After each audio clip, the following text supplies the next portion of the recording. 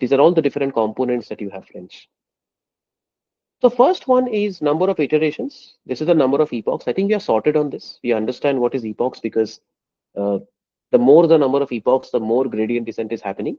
This is the part where you're tuning the weights and biases, W's and B's. I think we are sorted on that, epochs and iterations. Next one is batch size, very important. We haven't used it yet in detail, but batch size is an important concept because what happens is when you're working with real data, data can be huge, right? Especially when you're working with high resolution images and all that. Some of that data can be really big.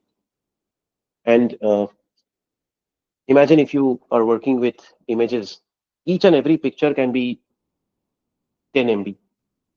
10 MB isn't a big size, right? So picture that you, one photo that you click from your smartphone, 10 MB in size. And if you just take 100 images, you do the math right now. If you just do 100 images, 100 into 10 is 1000 MB, 1 GB. And 100 images is a very small number, right? If you take it up to 1000 images, every image is 10 MB, you're already occupying 10 GB of RAM. Because remember, you need to store all the pictures in RAM or in your main memory for it to process. So whatever we are doing in Collab, if at all we work with real image data, which I'll show some computer vision use cases tomorrow. Uh, you will start to see that it becomes unmanageable. It becomes literally unmanageable because even to load the data, because then we will not be loading CSV files, we will be loading real pictures. If you just want to load 1000 pictures in memory, or in this case, the Collab RAM, you would already have occupied 10 GB of RAM. And 1000 images is a very small number I'm taking. Real world use cases, you will be dealing with 20,000, 100,000 pictures. Do the math right now, 100,000 pictures, each picture is 10 MB. You don't even find a RAM that's big enough like that, no?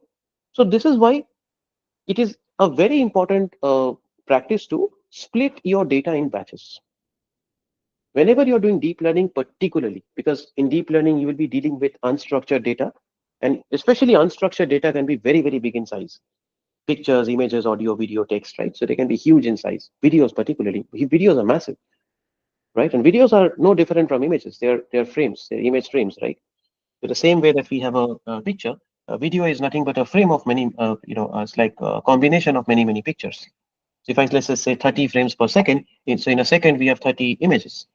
So you'll process videos the same way that you process pictures, but videos can be huge. One video sequence can be like 1 GB, right? Think about it. If you're looking at surveillance feeds or surveillance images and trying to do some object detection based on that, imagine the amount of compute that will be needed, right? So in real world scenario, you must split your data in batches, smaller batches, 16, size of 16, size of 32. So take 100 images and process them in batches of 8, process them in batches of 16. Otherwise, you will go out of memory. We talked about learning rate. I think learning rate is sorted. We understand learning rate typically a default zero point 0.1, 0.01, lesser than that. Take a lower learning rate. Always it's a good practice to take a lower learning rate. So we talked about that. Two other very important things are number of hidden layers and number of hidden neurons. How many neurons we have in each layer. These are both hyperparameters. You will have to experiment. You will have to try out different permutation combinations and see what works. We try to give you some examples here in this discussion where I showed you a very basic network where I am not using any hidden layer. And then iteration two, I showed you a network where I'm using 3 to 4 hidden layers. And you can also experiment. But please be mindful that if you add too many hidden layers, if you had too many hidden features, then your network might become prone to overfitting. So please be mindful of that. If there are too many features you add, then you might end up getting something called overfitting. Okay. Then we talked about activation functions, and another very interesting thing is called dropout. Dropout is something I haven't discussed yet. Neither have we seen the code for that. But what is the concept of dropout? Dropout is a kind of a regularization technique. Okay. So dropout says that, let's say in every dense layer, every hidden layer, you can specify a certain dropout percentage. Let's say if I set a dropout percentage of zero point 0.3, what it means is I will randomly drop 30% of the neurons in that layer. That is what dropout will do behind the scenes for you. So every hidden layer you can specify a dropout percentage. After every layer in Keras, you can say, okay, dropout of zero point 0.3, dropout of zero point 0.4. And what it will do, it will randomly drop that many percentage of neurons from that layer. And in case you're wondering, okay, why do we do that? Why will we ever want to remove neurons? Because you want to prevent overfitting from happening. Okay, so some of these architectures can be so deep. Some of these deep learning architectures can be so complex. You can end up having hundreds of hidden layers, several tens of thousands or hundreds of millions of neurons. If you add up across the layers, you will easily get up to hundreds and thousands of neurons, which is very common. And it is very easy for the network to get overfit. Right? Overfitting is a very real problem. So on the training data, the network is so powerful, it will learn the patterns perfectly, just like what we were seeing for Boston housing, isn't it? You are already see, or maybe the MNIST data set, you already saw that. After a point, when I keep training over multiple epochs, the network is so powerful that it will try to learn those patterns perfectly. So how do you prevent that from happening? The way to prevent that from happening is you can use a dropout. You can use a dropout regularization to ensure that even if you have 100 neurons in a particular hidden layer, but you will not use all the 100 neurons.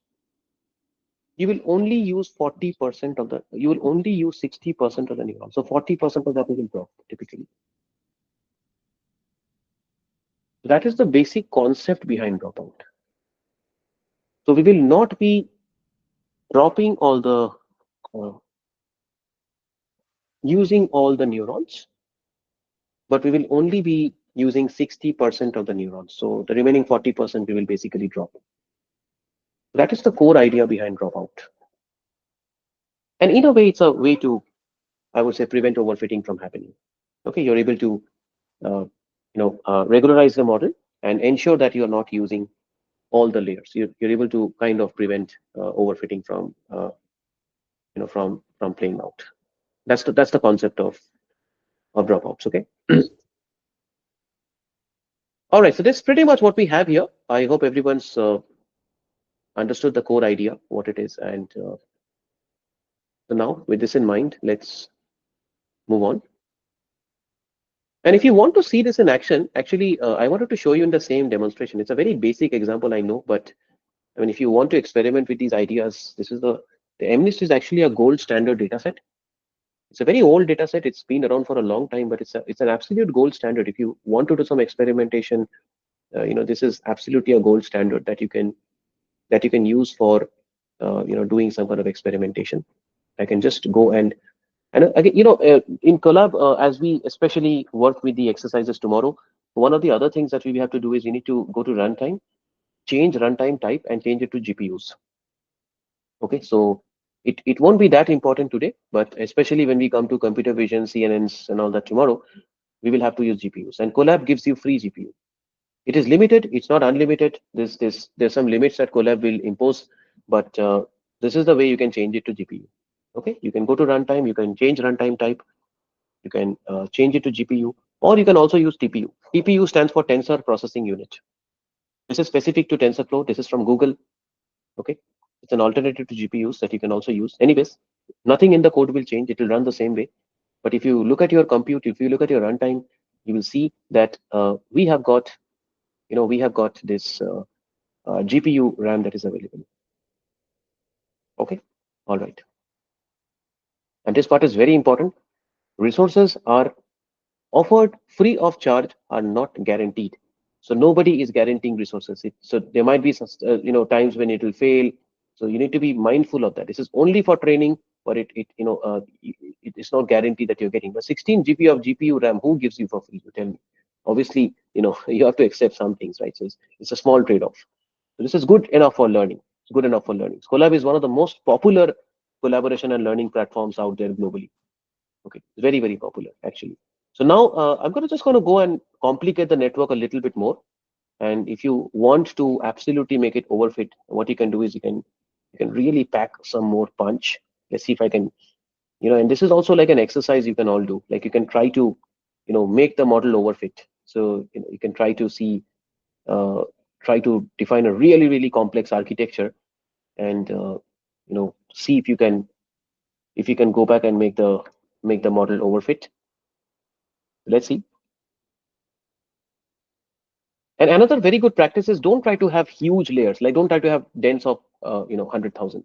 This is a bad practice.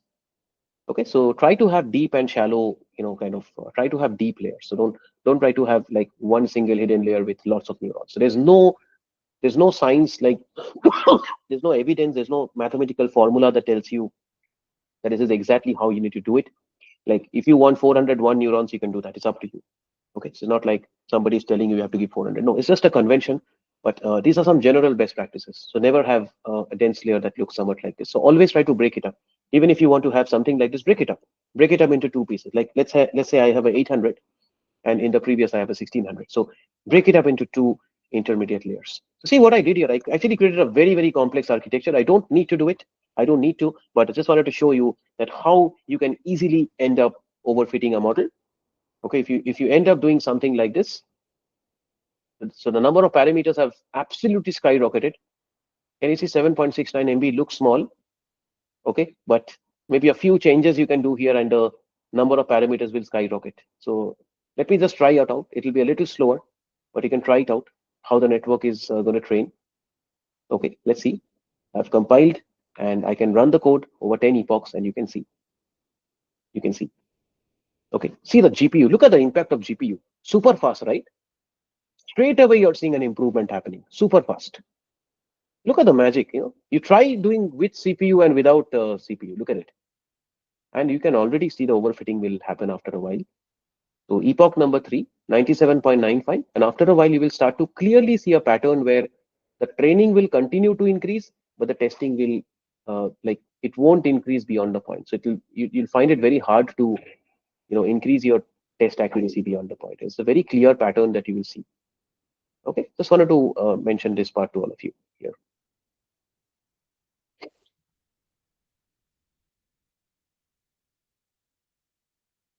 Okay, so this was a bit of a new learning I wanted to mention to all of you. So runtime, change runtime type GPU.